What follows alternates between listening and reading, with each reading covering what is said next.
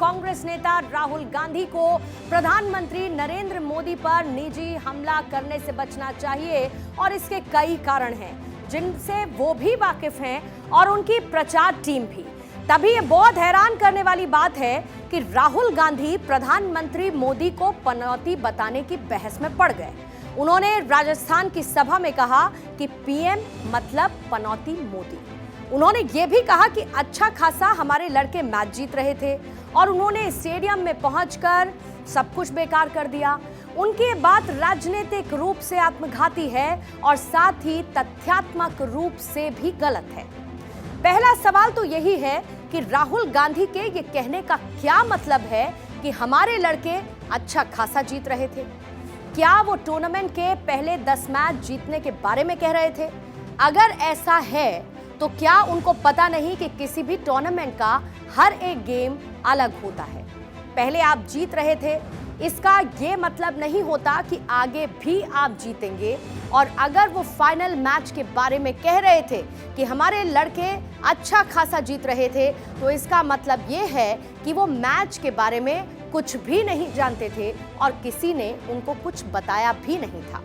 हमारे लड़के अच्छा खासा मैच नहीं जीत रहे थे। टॉस हारकर हम आधा मैच हार चुके थे और उसके बाद 240 का छोटा सा टारगेट देने के बाद जीत पर संशय बना हुआ था।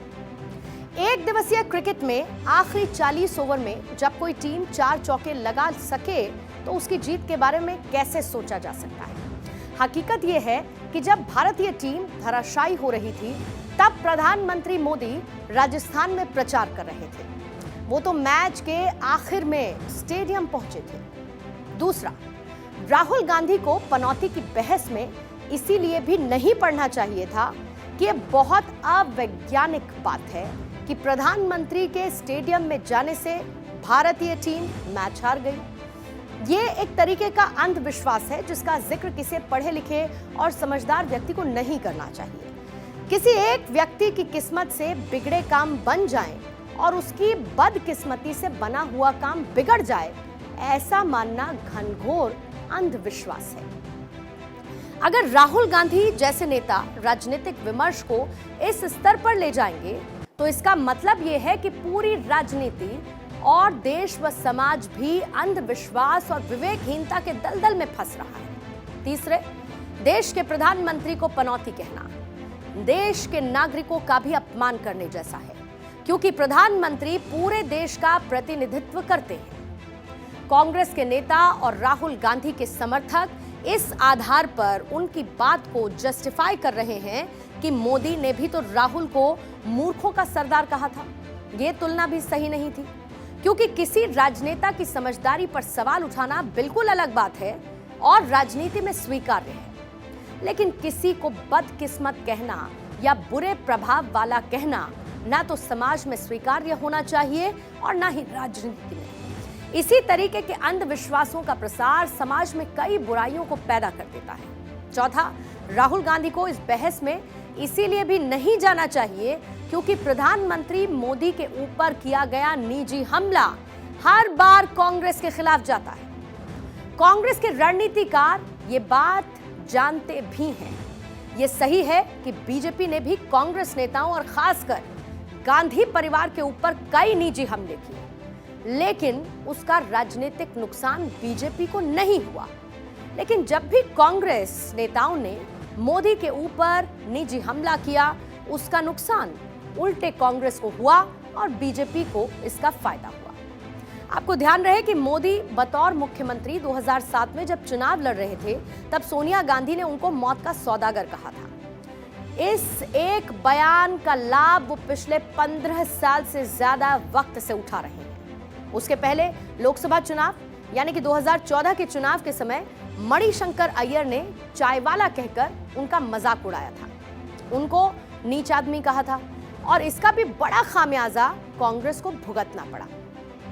ऐसे समय में जब राजस्थान और तेलंगाना का चुनाव प्रचार आखिरी दौर में पहुंच रहा हो, इस तरह का हमला कांग्रेस के लिए नुकसानदेह है। इससे बीजेपी को फायदा हो जाएगा। जो लोग किसी वजह से बीजेपी और मोदी से नाराज रहे होंगे उनकी भी सहानुभूति उनको मिल जाएगी। पांचवी बात, राहुल गांधी जब ये कहते हैं कि वो मोहब्बत की दुकान सजा रहे हैं और किसी से नफरत नहीं करते, संसद में जाकर मोदी को गले लगाते हैं, फिर उनकी राजनीति में पनौती वाली बात कहां से आ गई? उल्टे जो लोग प्रधानमंत्री को पनौती कहकर उनका मजाक उड़ा रहे थे, उनको ऐसा करने से राहुल गांधी को रोकना चाहिए था।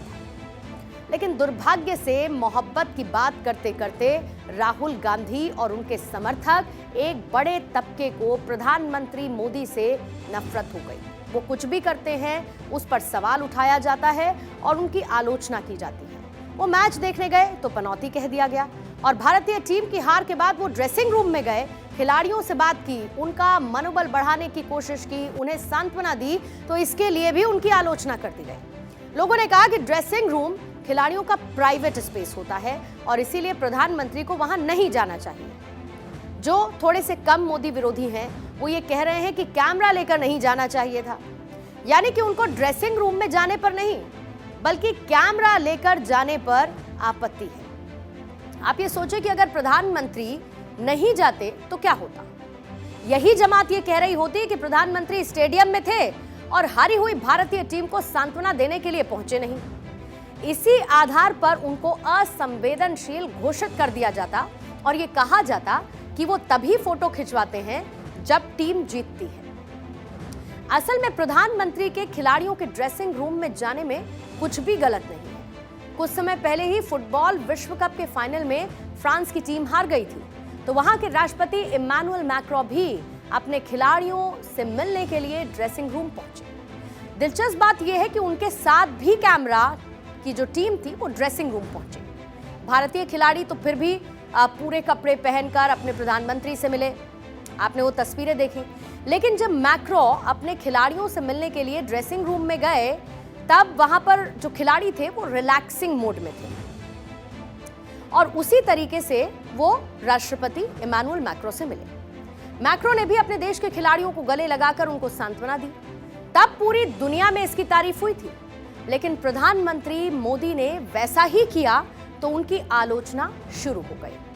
बहरहाल ये एक राजनीतिक गेंद है जो कि पास की जा चुकी है, लेकिन इस राजनीतिक गेंद का लाभ कौन उठाता है आने वाले चुनावों में और किसको ये बैकफायर करता है, ये देखने वाली बात होगी।